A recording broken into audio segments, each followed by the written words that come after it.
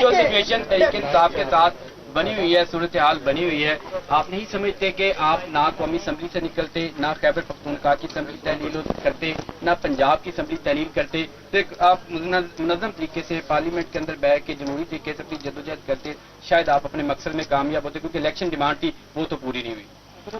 ایک منٹ، اگر آپ یہ مجھے کہہ رہے ہیں کہ پاکستان کا آئین واضح طور پہ جب کہتا ہے کہ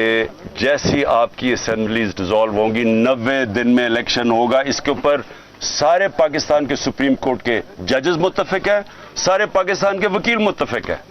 تو ہم نے اپنی اسمبلیز اور نون لیگ کے لیڈرز نے سٹیٹمنٹس دی کہ اگر آپ کو الیکشن چاہیے تو اپنی اسمبلیز ریزالو کر دیں۔ سب ایک سن تو میں بات تو پوری کر، اب مجھے یہ بتائیں، ایک منٹ، اب مجھے یہ بتائیں کہ اگر لوگ آئین پہ نہیں چلنے کے لیے تیار تو اس میں کیا کروں؟